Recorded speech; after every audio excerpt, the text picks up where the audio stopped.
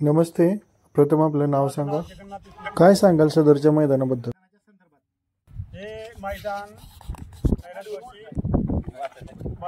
कैलासवासी भिवा गणपती पिसाळ अण्णा यांच्या 36व्या पुण्य निमित्त ठेवलेलं आहे.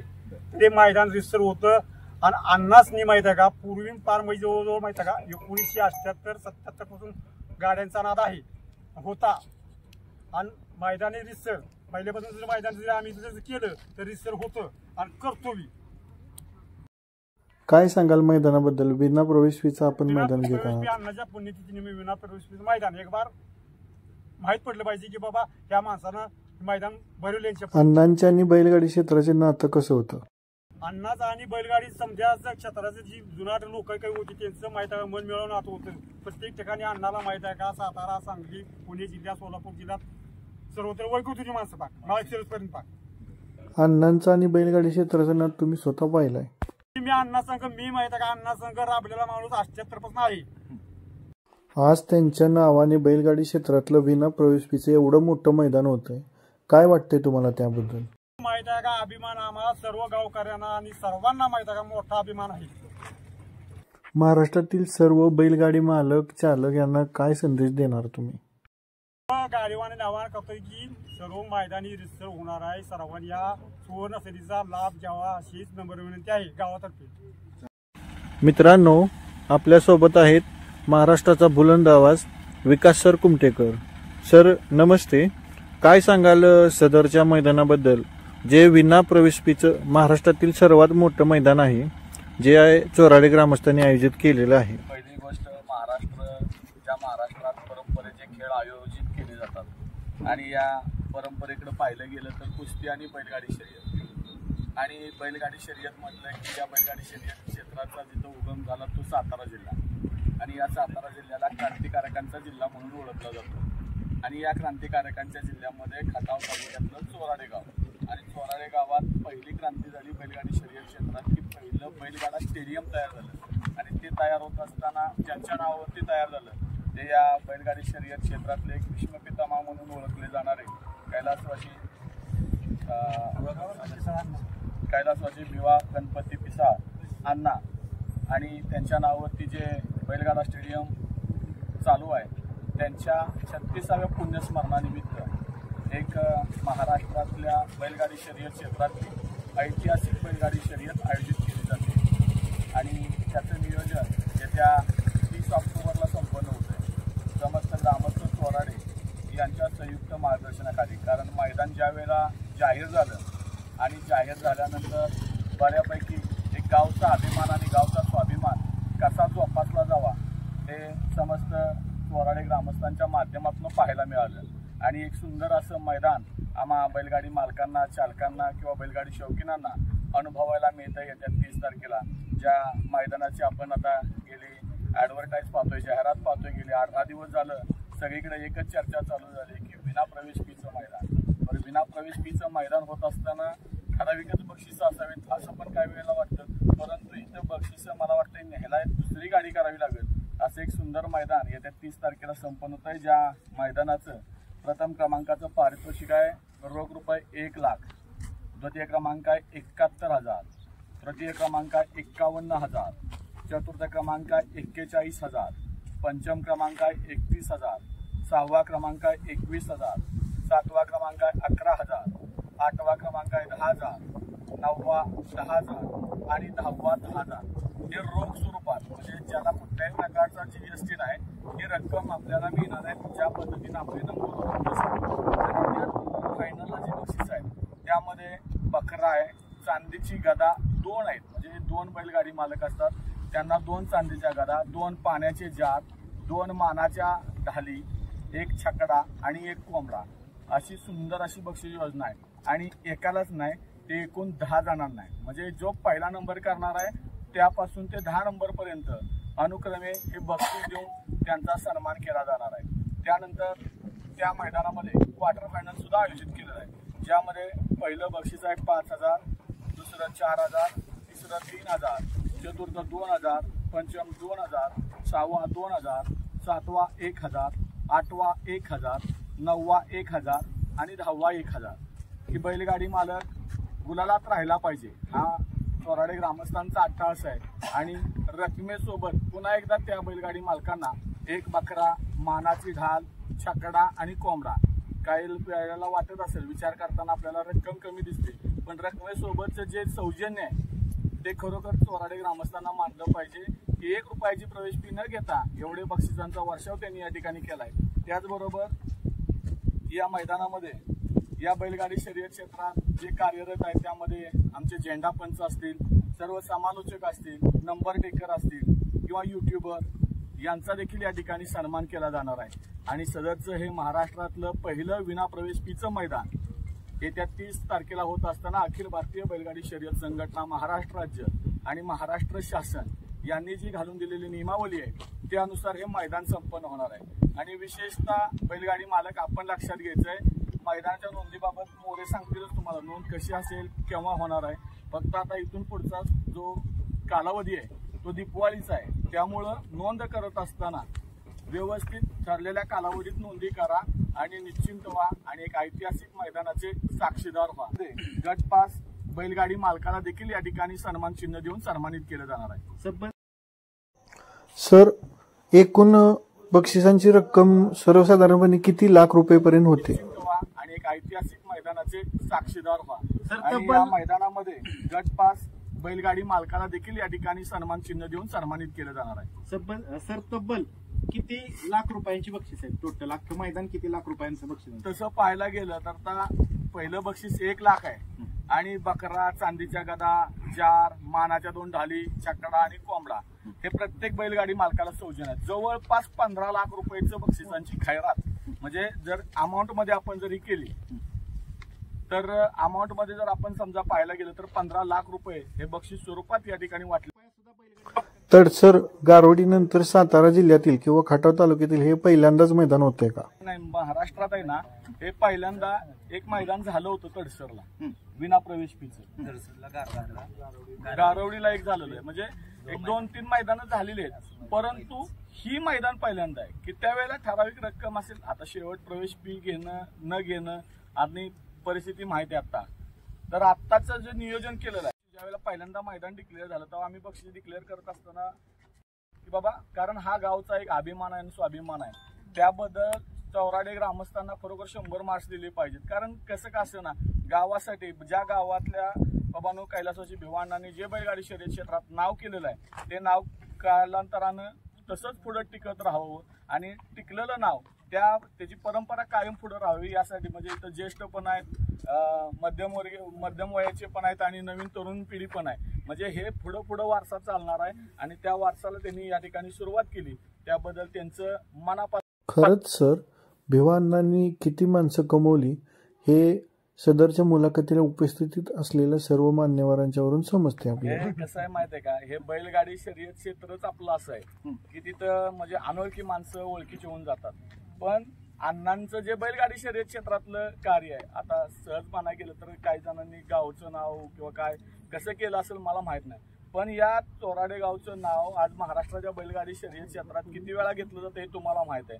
आणि पहिलं स्टेडियम जर इथं होत असेल, म्हणजे इथं ठराविक त्यांच्या कुटुंबियांची जागा आहे आणि तिथं आज आपण सगळ्यांचं ज्यावेळेला परमिशन काढतो त्यावेळेला आपल्या लक्षात येतं जागेचं 7-12 काढताना काय होते अवस्था. पण खरोखर अण्णांच्या पाठीमागे त्या नावाला न्याय द्यायचं काम ग्रामस्थांनी केलं, त्याबद्दल ग्रामस्थांचं मनापासून आभार. त्याचबरोबर सगळ्यात महत्वाचं, आता बक्षिसांची तर खैरात आहेच, कारण आता 16 मे पासून पाऊस चालू झाला, तो पाऊस कायम राहावा ठेवलं, बक्षिसांचा पण पाऊस केलाय. तर जे फायनल पात्र बैलगाडी मालक आहेत त्यांना या ठिकाणी बैलांना लागणाऱ्या सर्व सोयी, म्हणजे त्यामध्ये कासरा असेल, त्याचा कंडा असेल, मोरकी असेल आणि सर्वात महत्वाचा ज्याच्यासाठी आपण दररोज या बैलगाडी शर्यत क्षेत्रात बऱ्यापैकी बैलगाडी मालक येतात, तिथं नाव झालं पाहिजे आणि कपाळाला गुलाल लागला पाहिजे, तो गुलाल सुद्धा कमिटी देणार आहे. त्यामुळं एक मला वाटतंय महाराष्ट्राच्या इतिहासातलं एक सुवर्णानं नाव लिहिलं जाईल या चोराडे ग्रामस्थांचं, की त्यांनी खरोखर असं मैदान आयोजित केलं आणि या बैलगाडी शर्यत क्षेत्राला एक चांगल्या वळणावर नेलं. त्याबद्दल पुन्हा एकदा ग्रामस्थांचा आभार. मित्रांनो, आता आपल्यासोबत आहेत सुनील मोरे सरकार पेडगावकर. सरकार नमस्ते. काय सांगाल तुम्ही चोराडे ग्रामस्थांच्या विना प्रवेश फी मैदानासंदर्भात? या ठिकाणी जेवढं बोलेल तेवढं मी आत्ताच आधी सुरुवात करायच्या आधी सांगतोय, कमी पडणार आहे. कारण आताच्या काळामध्ये रोज मैदानाचा पाऊस आहे. या ठिकाणी वरला पाऊस पडायचा थांबतोय, परंतु बैलगाडी शर्यतीतला पाऊस काय थांबायचं नाव नाही. परंतु इथं आता चालू कंडिशन पाहता फक्त बैलगाडी मालकांची लूट चाललेली आहे. लूट कशा पद्धतीत म्हणलं जाईल तर या ठिकाणी सर्वसामान्य बैलगाडी मालक आणि मोठे बैलगाडी मालक अशी 2 स्पर्धा आता चालू आहेत. आणि त्या ठिकाणी व्हायला काय लागलेलं आहे, मोठे बैलगाडी मालक 1-2-4 पावत्या टाकतात, छोटे बैलगाडी मालक 1-2 पावत्या टाकतात आणि तिथं त्या ठिकाणी मोठे पळून गट पास करतात, सेमीसाठी ते पात्र राहतात आणि फायनलसाठी तेच पात्र राहतात. खरंच मनपूर्वक धन्यवाद द्यावे तेवढे कमी आहेत, कारण यांनी या बैलगाडी शर्यत क्षेत्रामध्ये आपलं नाव, आपल्या गावचं नाव हे 7 समुद्रापार नेलं. या ठिकाणी कैलासवासी भिवा गणपती अण्णा पिसाळ यांच्या स्मरणार्थ आज येणारं 30 तारखेचं मैदान संपन्न होत आहे. कारण मैदानाचं आयोजन नियोजन पाहता आत्ताच्या बैलगाडी शर्यतीला काळाची गरज आहे, त्या पद्धतीचं मैदानाचं आयोजन नियोजन. आता वाढदिवसाचे मैदान आपण पाहतोय, वाढदिवसाच्या मैदानाला बक्षिसं अमाप आहेत, म्हणजे बोलू शकत नाही एवढी बक्षीस आहेत, परंतु डिप्पाची सुद्धा त्याच पद्धतीत या ठिकाणी बोलून घेतलं जाते. हे असं मैदान आहे, इथं फक्त द्यायचा विचार आहे, घ्यायचा अजिबात विचार नाही, फक्त नावासाठी हे मैदान आहे. इथं नाव मी आवर्जून मी बैलगाडी शर्यतीत पुकारत असतो की बाबा आपण वर गेल्यानंतर मागं नाव शिल्लक राहावं आणि कुठेतरी नाव निघाल्यानंतर या ठिकाणी कळतं माणसाला हा माणूस या ठिकाणी या पृथ्वीतलावरती जन्माला आला आणि त्या माणसानं नाव कमवलं. पैसा कोणही कमवतोय. इंदोरीकरांचं महाराजांचं कीर्तन तुम्ही ऐकत असता त्यावेळी ते आवर्जून सांगत असतात, पैसा हा सर्वस्व नाही. जाताना या ठिकाणी ठोकळा सुद्धा कपाळाला लावतात, तेही ठोकळा खाली राहतो. नाव कमवलं पाहिजे आणि नाव कमवलं या ठिकाणी अण्णांनी आणि अण्णांच्या स्मरणार्थ 30 तारखेला मैदान होतंय. बक्षिसाचा वर्षाव सरांनी या ठिकाणी आता बक्षीस काय काय आहे ती सगळी टोटली ही केलेली आहेत. फक्त आता गाड्या नोंदीचं एक मी आवर्जून सांगू इच्छितो. आता नोंद करत असताना मैदानाला बिगर प्रवेश म्हणजे टोकनच नाही.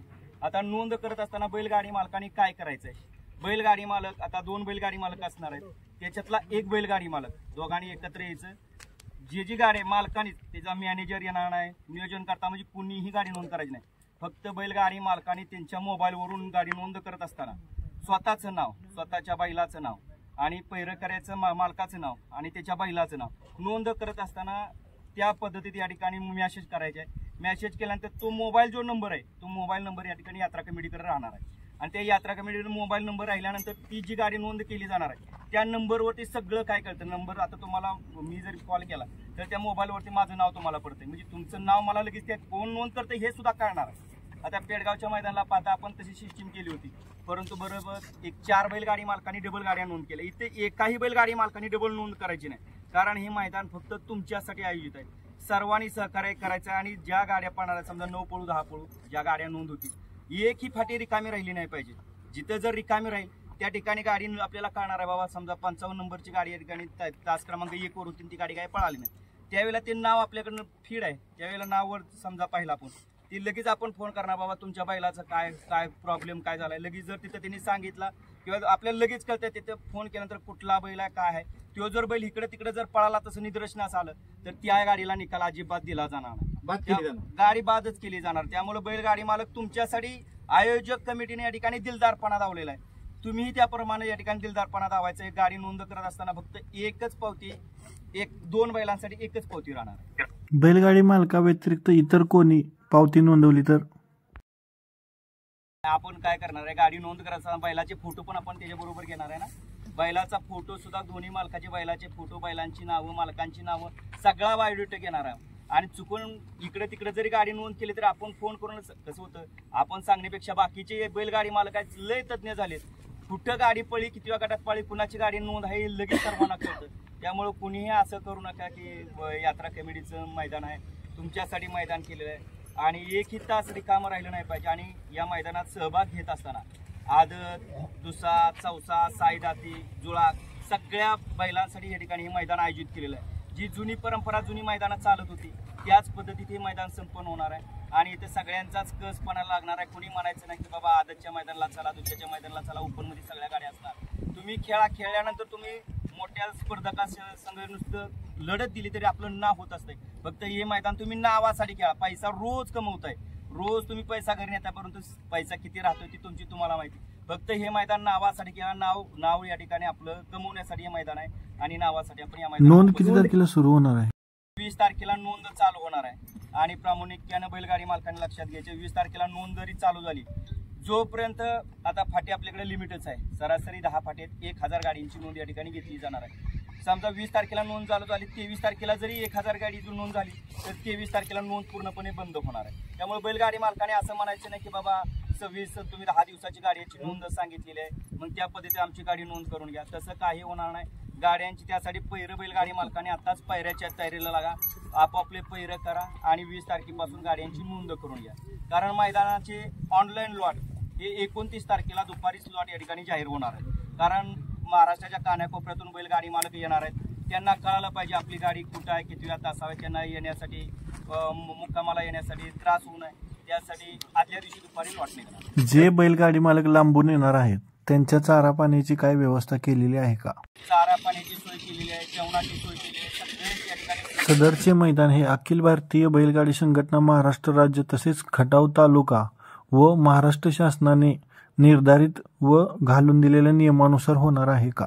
आणि बाईटच्या मार्फत आपण सुद्धा सांगू इच्छितो की हे मैदान अखिल भारतीय संघटना या ठिकाणी जे शासनाने जे नियम घालून दिलेले त्या सर्वांच्या नियमाला अधीन राहून मैदान हे संपन्न होणार. मैदान सुरू होण्या अगोदर सर्व नियम पुकारणार आहात का मैदानामध्ये? आम्ही रोजच मैदानात पुकारत असतो. याही मैदानात सर्व नियम घोषित केले जाणार आहेत. फक्त आता कसं होतं, दिवस हा छोटासा असतो. आता 1000 गाडी म्हणली 100 गट आलं, 100 गट म्हणलं 10 सेमी आलं, परत 10 सेमी, परत त्याचं क्वार्टर फायनल आणि फायनल आहे.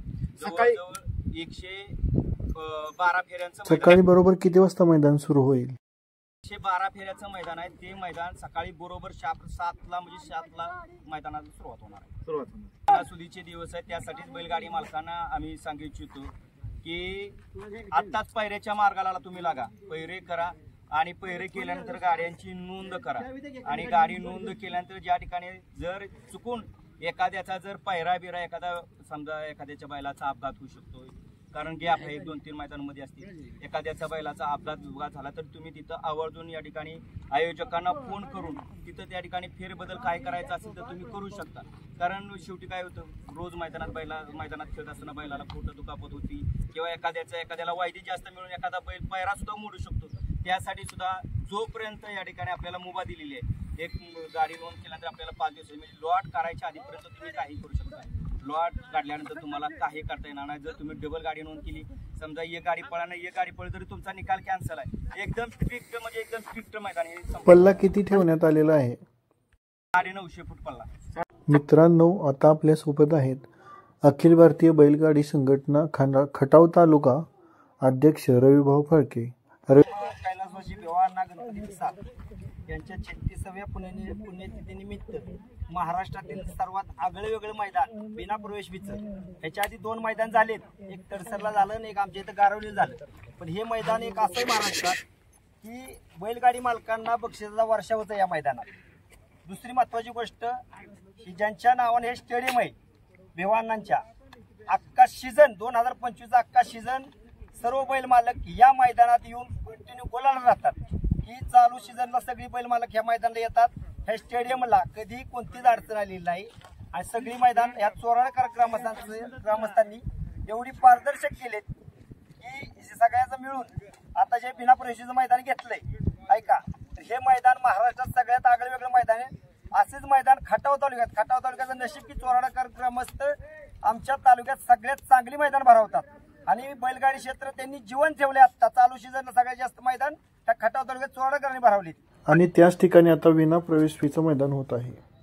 इथं विना प्रवेश मैदान यासाठी होत आहे की गोरगरीब बैल मालक सर्वसामान्य बैल मालकांना गुलाबात राहायला सगळ्यात सुवर्ण संधी विना रुपया घालवता. यांना रुपये फक्त त्यांच्या गाडीच त्यांना भाडं झाली एवढाच विषय. प्रवेश फी प्रत्येक गाड्यात बघतोय मी, सर्वसामान्य सुद्धा 3-3 पावत्या फाडतोय, मोठा बालक 4 पावत्या फाडतोय, तो कंटिन्यू गोलाच राहतोय.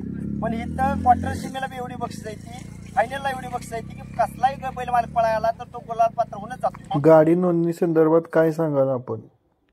ज्या पद्धतीने नोंद सांगितली, जो पेडगाव पॅटर्न झाला त्याच पद्धतीने इथं बी नोंद होणार आहे. पण एखाद्या बैल मालकानं बघा नीट ऐका, जाणीवपूर्वक डबल पावती कोणत्याच बैल मालकाने टाकायची नाही. आज तुम्हाला विना प्रवेशचं मैदान ठेवलं, एवढं चोराळकर ग्रामस्थांनी एवढं मैदानात तुम्हाला सगळ्या बाजूनं सहकार्य केलेलं आहे, तर तुम्ही डबल पावती फाडायची नाही. एकही 10 पाट्यातलं एकही तास मोकळं जाता कामा नाही. ज्यांची नोंद आहे तिथं गाडी पळल्या ती जाऊन चेकच करणार आहे. सर्व तालुका कमिटी आणि सर्व आयोजक सर्व मिळून प्रत्येक गाडीवाल्यावर लक्ष ठेवणार आहेत आणि दुसरं गाडीवाला एक महत्वाचं आव्हान की प्रत्येक बैल मालकानं चारही बाजूनं ड्रोन कॅमेरा तुमच्यावर लक्ष ठेवून आहे. बैलांना हाणमार करणे, बैलांच्यावर अत्याचार करणे, ह्या गोष्टी जर कोण करत असेल ते निदर्शनात आयोजकांच्या आणि कमिटीच्या जर आलं तर त्याच्यावर तिथं योग्य ती कारवाई केली जाणार आहे.